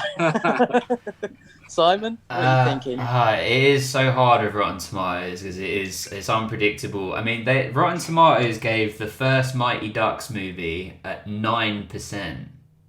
9. No way. This is what we mean by Rotten Tomatoes being so out of whack with the rest of the world. It's got to be way less than 77. Now I want to retract. No, I'm gonna say 65. Okay. You want to know the actual figure? Yes. 63. Hey. Whoa. So absolutely So basically the smashes same. Mighty Ducks out the water. But that's like, I don't know what the occurrence is, but a 6.3 and a 63, like how often does that happen? Yeah. Oh, good call. Not often. So that's crazy. I think that's really good Rotten Tomatoes score. So well done. All right, nice. And it also means Johnny Tsunami is like 6 times as good as the Mighty Ducks. So. Nice. Yeah, I will remember that statistic. Very nice. Yeah. Right, wait, Dom, let's flip the tables then. So we're doing a lot of this out of order. But Dom, what would you give as your rating of Johnny Tsunami? Well, we usually do it subjectively and objectively, but we can't. Our subjective is more on, what did it mean to us as a kid, but in this isolated example where we don't have that memory, so we just give, your overall rating. Okay. I think I would give it probably a 7.5. I'm a fan of the film now. Now I've seen it. Because when you first suggested it as a film that we're going to do and we're going to cover, I was like, okay, I'm not familiar with the film. As soon as I saw the image of the cover, Brandon on the front, I actually thought, oh no, I recognize this. I recognize cool. Brandon. That face is familiar. And definitely seen him and stuff before, and then watched the film. And I actually was thinking earlier, I need to watch the sequel now. I need to know what happens next. So I need to know what happened 8 years later. So I think 7.5 is where I would sit with it. Nice. I would agree as well. I'd say 7.5. I think if I had watched it as a kid, it would be even higher, because I know it's the sort of film that I know would resonate with me and would be on this shelf where I keep pulling DVDs from, because it's the sort of film that I would love. And like I said, I loved it now, and I'm not just saying that because you're on the podcast. We'd be saying the same, if you weren't here. I love movies like this, and touch wood, eventually when my wife and I create smaller Simons, then they will know all about Johnny Tsunami, and then I'll play them this podcast and be like, hey, someone give us a 5-star rating, child of mine. I think this is like a classic, and the fact that it's like it sits in this Disney Channel, TV movie sort of genre with like Smart House, etc., etc. And I think this is known as being, the cream of the crop. And like Dom said, that it's got really memorable cover art. Like I'm sure those posters must exist, and I think it's awesome. I think you're a part of something really special. And talking about it to you now, and all about the other parts that maybe didn't really consider about what it's highlighting in terms of, you know, it not being an all-white cast, you know, filmed in Hawaii, etc. Yeah. It makes it even more important. So, yeah, I think it's awesome. What would you rate it, Brandon? Yeah, thank you guys for the 7.5. That's awesome. I'm glad you guys enjoyed it for sure. It'd be kind of awkward if we're on this interview right now and you're like, yeah, it's good. Yeah, it's all right. 2. Yeah, exactly. Yeah, I'd probably give it something similar. Like, obviously it's like kind of hard for me to be objective, but I think I would like this movie if I wasn't in it. I honestly like truly believe that. And as a kid, just the snowboarding surfing thing, that would have just hooked me for sure. Yeah, I don't at all think that it is, you know, in the pantheon of greatest film art achievements ever, you know, by any means. But viewed within like the lens of like, yeah, this is like, you know, a kids movie, a Disney kids movie, you know, where there's not a ton at stake. But yeah, like the family dynamics, super cool. I mean, there's a lot of like parent kid stuff going on in a real way. Like, you know, there isn't a whole lot of, you know, it stays pretty true to the actuality that's occurring, you know, like compared to like Smart House, where this is crazy existential weird shit. It's like, no, this is just a film about like, you know, relationships. So because of that, I do really like it as well. I'd probably give it, yeah, like for me, I'd give it like probably a 7, and then I think objectively I'd give it like, yeah, 7.5. Just because I know personally how much that movie means to so many other people, and that meaning ended up just transcending way more than I thought it would. So clearly it like resonated and struck a chord. That's awesome. And we've asked our other guests this one previously, and we've had a mixture of responses. How many times would you say over your lifetime you have watched Johnny Tsunami? Interesting. Less than 20. Okay, that's interesting. So we've had some people that have been like, we had Raul D. Lewis, who plays Junior Bevel in Cool Runnings, and he said he'd watched Cool Runnings about 3 times. And then we had Marcus Toji that was in The Little Giant saying he reckons he's watched it probably 20 times, something like that. And sure. You know, if he goes to parties, people put it on and because they want to watch it with him and stuff like that. Right. I mean, if I was in a movie and I was Johnny Tsunami, I would have probably watched. I would be giving myself residual checks because I'd just keep watching it every day. Do people try and watch Johnny Tsunami with you to try and like tick it off of a list to be like, oh, I watched it, you know, with Brandon or anything like that? Definitely. So like if the number is like, let's say 13, the previous probably 8 or 9 times have been with, yeah, friends or girlfriends or my girlfriend's parents, you know, people who like really want to like, have never seen it, but we want to watch it with you. And I'm like, that's like the last thing that I want to do. You guys can definitely do that. And I'll go grab a beer and a burger and then we can talk about it when we're done. But yeah, I don't want to sit here and watch my 13-year-old self. But well, maybe now if someone says, you know, oh, what do you, you know, ask you questions about, you can just say, hey, just go to themighty90s.com and listen to this podcast. Straight up. Yeah, totally. I probably will. Thank you for helping me with this. Thank you. A couple more, like just random ones, I guess. Like, yeah. Do you have any, like crazy people, like celebrities that you met through, you know, being a child actor? Like, did you ever randomly meet a Sylvester Stallone on set somewhere or something crazy like that? Yeah. So I worked on a movie called Punks, and I worked with Patrick Renna, who is in The Sandlot. Okay. He was kind of like the fat kid, the catcher. Yeah. And then on that same film, I worked with Jessica Alba, who we played like cousins, and she was like 3 years older than me. I think I was like 13 at the time, and she was just like embodied all of like woman beauty, femininity to that point. So she became like the measuring stick for every woman I met for like the next 10 years, which that's not healthy. That's not healthy. Totally. Yeah, it was not healthy. What a way to set yourself a challenge. But no, before I actually really booked anything, I met Arnold Schwarzenegger at a Planet Hollywood. And this was like literally I'm just auditioning still. I maybe had done like a few educational videos. And so I'm really not fanboying at this point, because I never was really like that, but totally like sat down with my mom. I think we were like waiting for an audition. We'd driven up to LA and we see Arnold at the corner of our eye. My mom's like, "Hey, look, it's Arnold." I'm like, "Whoa, that's super cool." And she's like, "Why don't you go ask him for his autograph?" And I go up to him and he's sitting at his table with his wife and a couple other people. And I asked him like, "Hey, you know, Arnold, I'm a big fan. Can I get an autograph?" And he looks at me.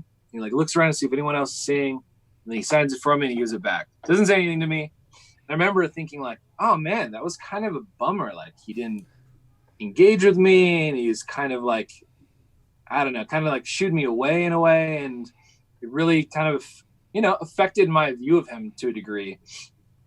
And that's at the time, that's what I thought. And then as I got older, and then like Johnny Tsunami happened and these other things happened, I was like, oh, I totally get where he's coming from. He's just nervous that like I was going to create this horde and I was interrupting him in the middle of his meal. But that was like one of the first times. And like once, you know, I like the film gained a little bit more popularity, and I would be out at like restaurants and things like that would happen. People would come up. Luckily I had that experience to remember like, oh, my ability to shape this person's like what they think of me, their perception of me, but also just like their day, you know, this moment. I have such power over just this little interaction where if I'm a dick right now, like they're forever kind of like changed, and it doesn't really require me a whole lot. And there's been times in my life, like I think as a teenager growing up, there was times where it was like pretty annoying. Like the acting thing, it wasn't like I ever wanted to be an actor necessarily, but specifically, I definitely never felt like, oh, I want to be famous. That was a weird, not that I'm super famous and not that I'm Arnold, but I had like a little taste of like what that's like. And yeah, just to be nice for 20 minutes really just makes someone's day rather than ruins their day. Because if you're a dick, then like they're forever like, wow, that guy fucking sucked. And I've had this interaction with this person because I've watched this movie for so many years. And like when people come up to me with this movie specifically, the relationship is that of a long lost friend from childhood, because that's basically what it is. They've spent so much time with me, hours with me, thinking about it, you know, really liking me, growing to like me. So it's always just like, yeah, they're so stoked to see me. I mean, you know, when I was younger, you know, girls would be like, why don't you like come back to my place and things like that, off of like a very brief, you know, interaction. And in my mind, I'm like, I could be a serial killer. I could be, you know, a complete like sociopath, crazy person. But because you see me in this movie, there is this false sense of like trust. Luckily, I'm a good dude. Luckily, I'm not crazy and I'm just a normal person. But yeah, but like that, and as I've got older and like processed it, like it is such a cool relationship that people do feel like so close to me, and that I am embedded in their childhood and their lives in that way. I've taken your question and really ran it off the side of the road. No, I loved it. Yeah, I loved it. Well, I mean, I was having this conversation with my wife earlier actually, and was talking about how fictional characters can actually mold you in the same way, and almost in some examples in like an even more enhanced way than some actual humans can. Again, I'm not saying that they're more important than like your parents or whatever, but but fictional characters can really impact you like that. And there's a reason that people to this day will put the TV show Friends on in the background and then go and sort of do other things because they don't want to feel alone. They want to feel with their friends, literally, and the name of the show, etc. And then, so like you said, if they then meet you in real life and you're, a douchebag to them, then that is not only ruined, like you said, their whole day, but their whole perception of it, so on and so forth. Where if you're super positive, like, You have been absolutely outstanding and amazing on this podcast. We really appreciate it. it makes me even more a fan of you. Like, I'm going to go through your whole catalogue now and watch it all and be like, well, Brandon's my friend. You know, he's seen my office. We're buddies now. So it's, I think, like you said, treating it with a little bit of grace and humility actually breeds a bigger fan in people. And so it's, especially if you're in show business, that's the sort of air that you breathe, really, I guess. Totally. I mean, you know, I don't act anymore, and it's not as if I have, you know, a brand that I'm promoting. I'm not, you know, there won't be a segment on this show where I tell you about the things that I'm selling. You know, and nothing against the people who do that. That's just like not me. I mean, I guess I do elopements. So yeah, if you ever do want to get married or do get married, Dom, and you want to come out to Colorado, yeah, hit me up. Podcast. Definitely. But beyond that, it, you know, at this point in my life, it really does become about connection. Like, it does feed me to a large extent, and probably larger than I ever thought. It definitely feeds the people that are interacting with me. Like, I get to like make people's days, which is just so crazy. The stranger that I've never met, I know nothing about, but they have this crazy connection with me. And then I just, on daily walking down the street or via podcast or sending me a message on DM, I get to dip my toe into that too and sharing that connection with them. And so just to be able to affect people's lives positively, especially right now, like Disney Plus came out earlier this year, and all of a sudden there was a whole bunch of people that wanted to reach out and connect. Because obviously when Johnny Tsunami came out, like, the internet wasn't really the internet yet. Social media wasn't really, a thing yet. But then also by extension, this quarantine where everyone is isolated, and watching TV and watching movies. So it's really just kind of spurring even more of that. So I think it's really cool that I get to be a part of, people feeling good. Yeah. Having the friends, they get to connect, but also for me in quarantine as well, it's super nice to be able to connect with people, because I think we're all missing, just interacting with, the host at the restaurant or the teller at the bank or whatever the hell that is. So the fact that there's this network of people that I can connect with and that want to reach out and connect with me is just such a cool random ass life thing that is kind of fallen into my lap. It's great, honestly.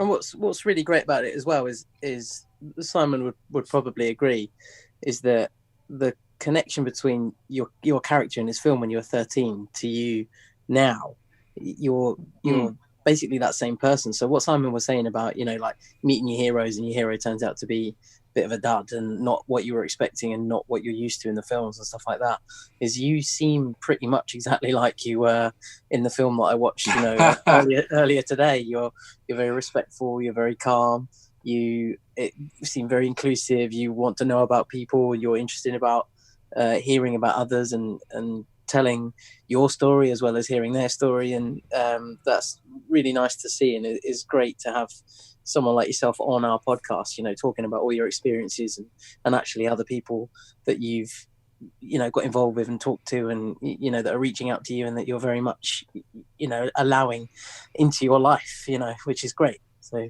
we appreciate it, so thank you very much. Thanks, man. Yeah, thank you. Like, awesome words. I'm glad you guys feel that way. Yeah, there's definitely been times in my life where I've been, wanted a little bit more autonomy or a little bit more private.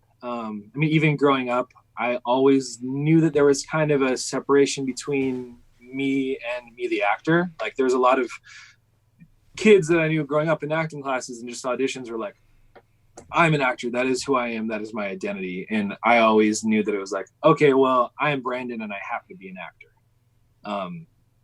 And that distinction was always really important. And there was periods of time where I was like, I really just want to know less people. I want less people to know me. I kind of want to just like keep my head down and like have my own life and, have my own identity and experience things to where people aren't constantly either judging me or have preconceived notions of who I am before I walk into a room. But as I've gotten older and as I've had the time to piece together my own sense of self outside of that, it's really allowed me to kind of like open it back up again to where it's like, no, I do want to connect. I do want to reach out. I do want to engage. And luckily now, I have this great relationship with it too, where it's something that I like really value and I super appreciate, because it it is just so weird. I mean, it's a really positive thing, but it's just super unique. I think perhaps if I had a brand, or if being famous was a thing that was like important to me, then it would be maybe like a duh. But because those two things haven't really mattered to me, the connection that has prevailed through all of these years, that's just been super astonishing. So, But do you have like a Cameo?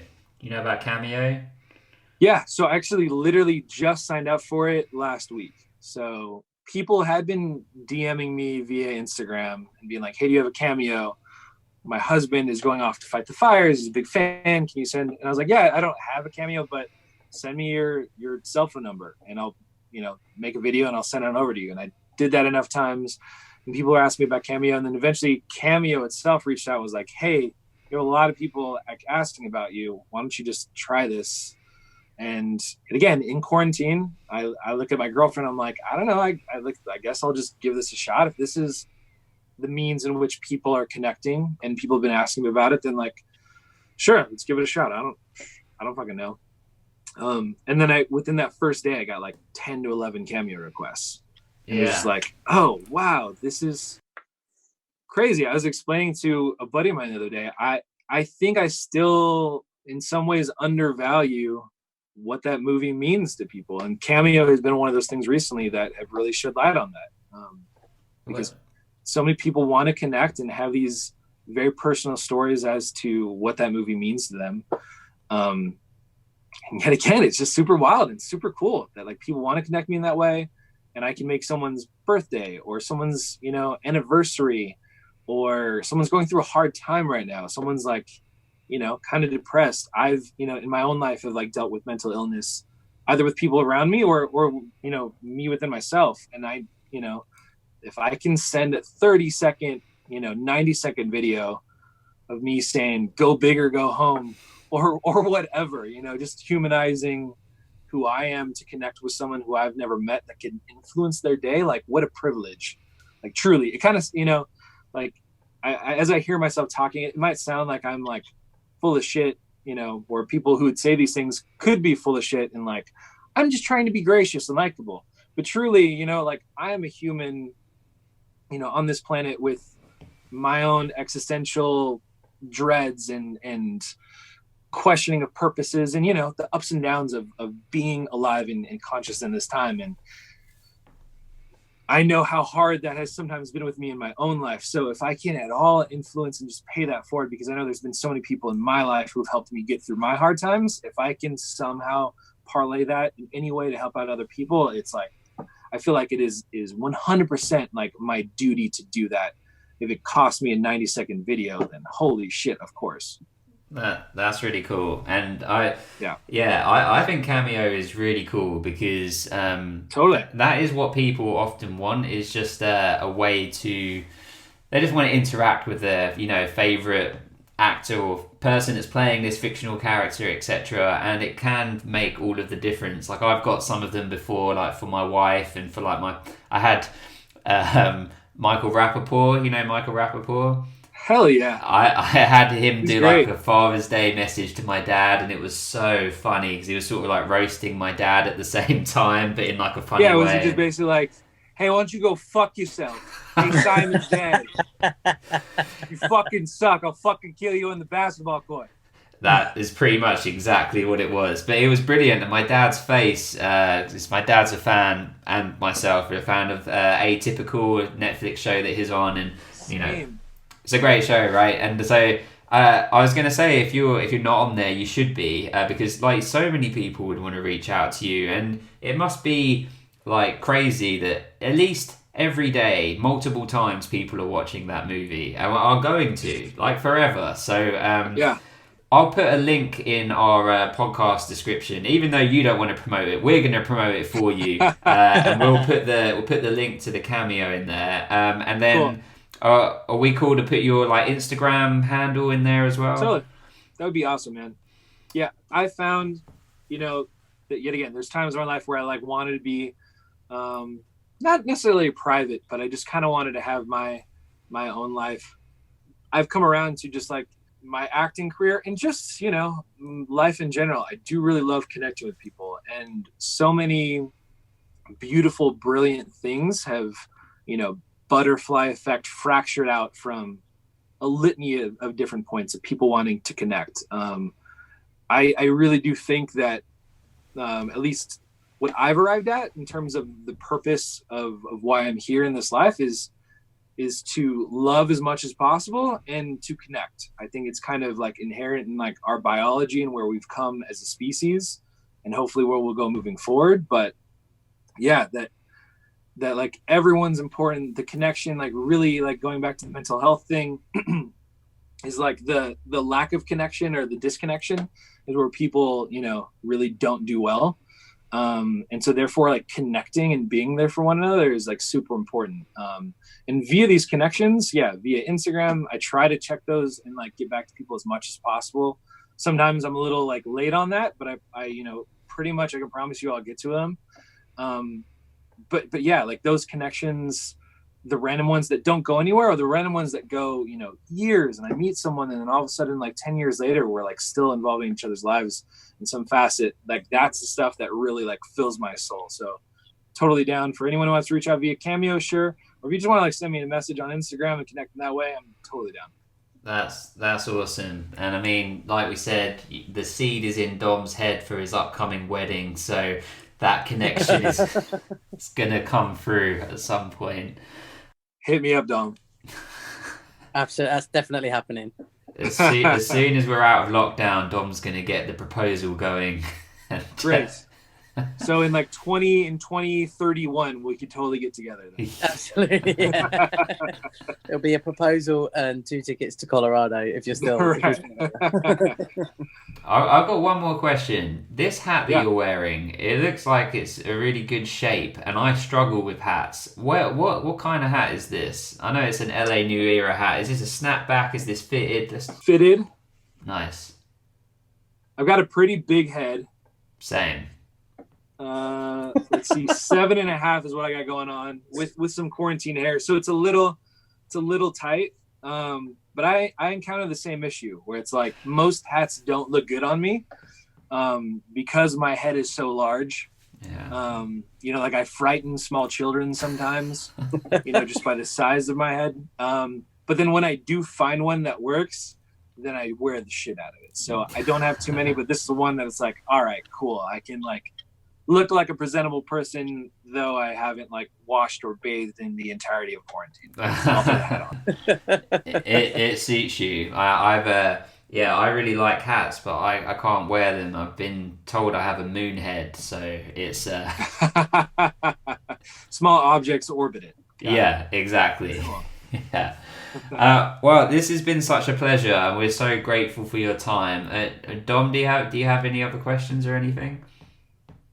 Just a massive thank you, and like Simon just said, we really appreciate the time that you've given up to talk to us, and we know that lockdown means that a lot of people have a lot more free time and stuff like that, but it's still your valuable time, so we really do appreciate it. And we know that people listening to it and the people that have suggested that we cover Johnny Tsunami will be listening, and so grateful to hear that you're a super genuine, really nice guy, and all your fun sort of facts and trivia about the film as well.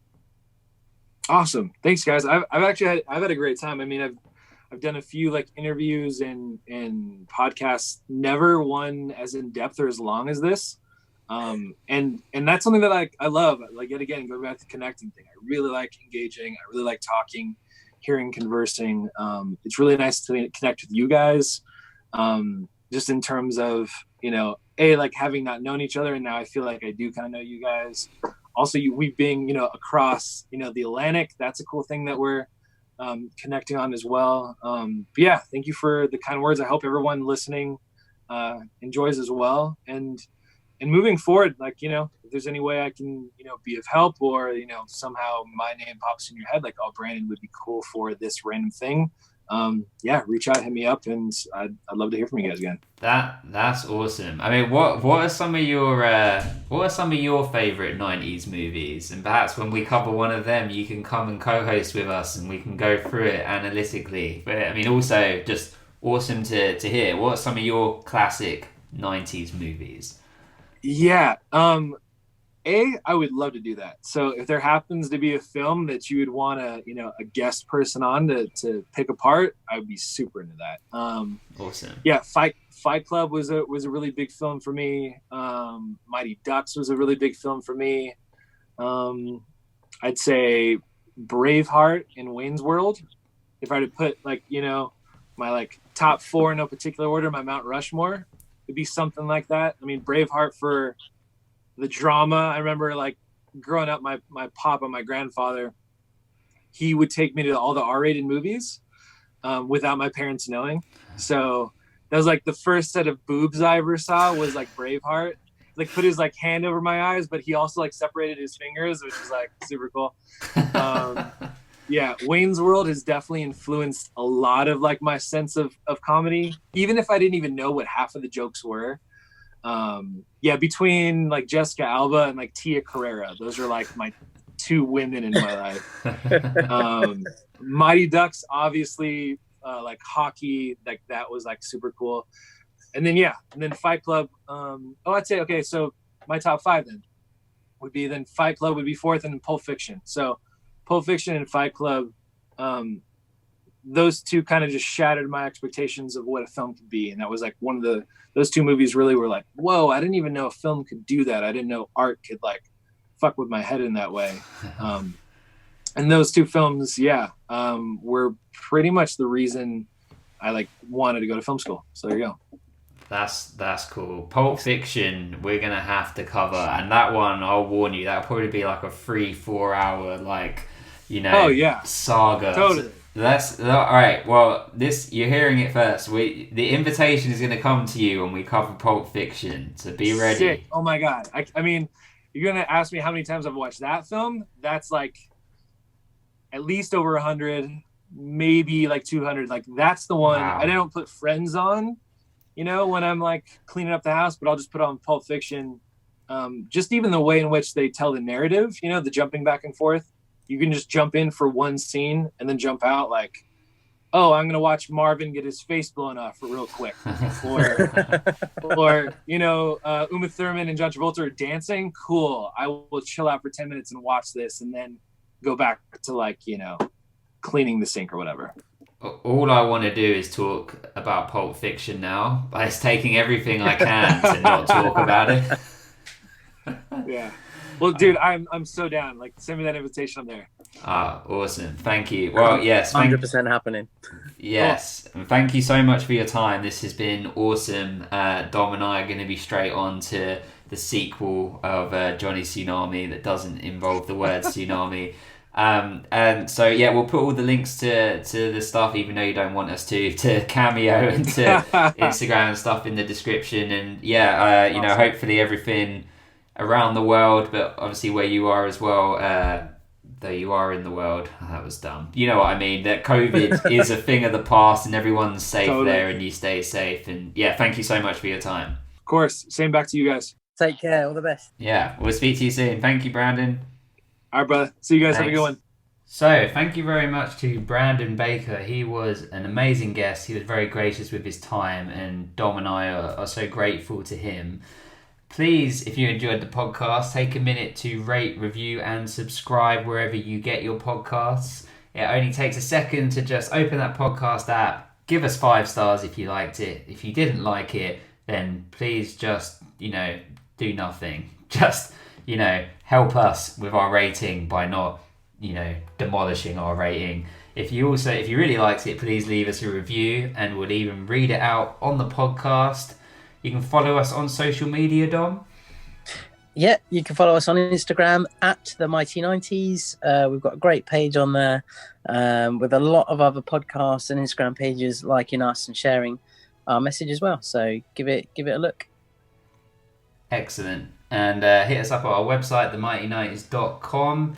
And we look forward to seeing you soon. Show me the honey. Steamboat Willie. Dude. Don't want to raise your kids. I don't even like kids. His name is Robert Paulson. You're not even a has-been. You're a never was. I'm Woody. Howdy, howdy, howdy. I'm gonna show you God does exist. I am invincible! Go, baby, go! Once again! I see pride! Junior! I see power! I see a badass mother who won't take no crap off from nobody! That's right! Right! There's not a man today who could take me away from my God. You good looking. You're hot. It's like looking in a mirror, only not. And I don't think they give him for surfing the internet.